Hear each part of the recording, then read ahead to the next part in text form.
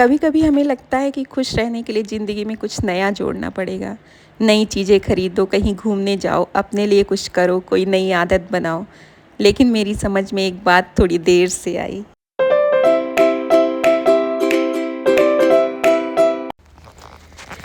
खुशी हमेशा कुछ पाने से नहीं आती, कई बार कुछ छोड़ देने से भी आती है। और पिछले कुछ समय में मैंने अपनी ज़िंदगी में ऐसी ही कुछ आदतें धीरे धीरे निकाल दी। कोई बहुत बड़ा बदलाव नहीं किया, बस कुछ चीज़ों को लेकर अपना नज़रिया बदल दिया।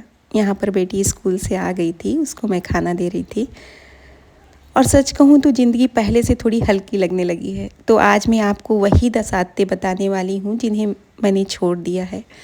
पहली आदत, हर बात का जवाब देना। पहले कोई कुछ कह देता था तो मन में आता था कि नहीं, इसे समझाना ज़रूरी है। फिर सफाई, फिर बहस, फिर मन खराब। अब मैंने समझ लिया है कि हर बात का जवाब देना ज़रूरी नहीं होता। कुछ बातें वहीं ख़त्म कर देना ही बेहतर है। दूसरी आदत, हर किसी को खुश करने की कोशिश। ये आदत शायद हम महिलाओं में बहुत गहरी होती है। घर में सब खुश हैं या नहीं, किसी को मेरी बात बुरी तो नहीं लगी, मैंने किसी को मना तो नहीं कर दिया। लेकिन जब मैंने खुद से एक सवाल पूछना शुरू किया, क्या मैं सबको खुश करते करते खुद से दूर तो नहीं हो रही हूँ? Mamma happy friendship day. Happy friends. हम अब मैं हर किसी को खुश करने की जिम्मेदारी अपने सिर पर नहीं लेती। किसी का नाराज़ होना हमेशा मेरी गलती नहीं होती है। तीसरी आदत, हर चीज़ को तुरंत ठीक करने की कोशिश। घर में कोई समस्या है तो अभी हल होनी चाहिए। किसी से मनमुटाव है तो अभी बात होनी चाहिए। कोई काम रह गया है तो अभी पूरा होना चाहिए। लेकिन ज़िंदगी में कुछ चीज़ों को थोड़ा समय देना भी ज़रूरी है। अब हर समस्या देखकर मैं तुरंत दौड़ नहीं पड़ती। कभी कभी खुद से कहती हूँ, ठीक है, आज नहीं हुआ तो कल देखेंगे। और यकीन मानिए, इस एक वाक्य ने बहुत सा मानसिक बोझ कम कर दिया है मेरा। चौथी आदत, दूसरों की ज़िंदगी से अपनी ज़िंदगी की तुलना करना। किसी का घर अच्छा है, किसी की यात्रा, किसी के बच्चे, किसी की ज़िंदगी बहुत व्यवस्थित दिख रही है। पता है, पहले मेरे पास मेकअप का सामान नहीं रहता था, बिल्कुल कुछ भी नहीं रहता था। कभी कभी तो लिपस्टिक भी नहीं रहती थी। तो कहीं जाना रहता था तो दीदी बहुत अच्छे से तैयार होके जाते थे। तो मुझे अंदर से बहुत फील होता था कि अरे मेरे पास क्यों नहीं है। मम्मी, जो मेरी सासू माँ थी, वो थोड़ा सा डांटती थी चीज़ों को वेस्ट, मतलब ज़्यादा कुछ शॉपिंग वगैरह करने के लिए। तो मैं चीज़ें ले नहीं पाती थी। लेकिन अब मुझे ये बात धीरे धीरे समझ आने लगी है और फिर हम अपनी ज़िंदगी को कम समझने लगते थे।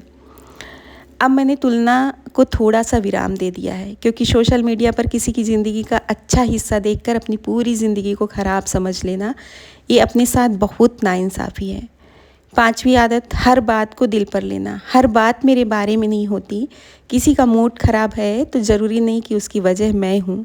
किसी ने कम बात की तो ज़रूरी नहीं कि वो मुझसे नाराज़ है। और किसी ने मेरी तारीफ़ नहीं की तो इसका मतलब ये भी नहीं कि मैंने अच्छा काम नहीं किया। अब मैं हर छोटी बात को अपने मन में लेकर बैठी नहीं रहती। छठी आदत, लोग क्या कहेंगे के हिसाब से फैसले लेना। ये 4 शब्द कितनी बार हमारी ज़िंदगी रोक देते हैं। लोग क्या कहेंगे, अब मैं खुद से पूछती हूँ। लोग 2 दिन बात करेंगे, लेकिन ज़िंदगी तो मुझे जीनी है। इसका मतलब ये नहीं कि हमें किसी की परवाह ही नहीं करनी चाहिए, बस इतना कि अपनी हर खुशी का फैसला दूसरों की राय से नहीं करना चाहिए। 7वीं आदत, हर समय व्यस्त रहने की कोशिश।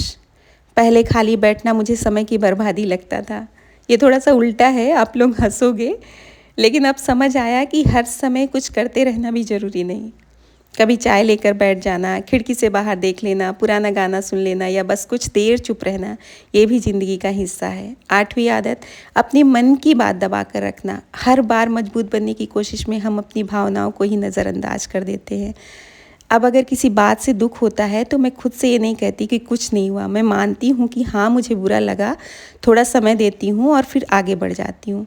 क्योंकि भावनाओं को दबाने से वो ख़त्म नहीं होती, उन्हें समझने से हम खुद को बेहतर समझने लगते हैं।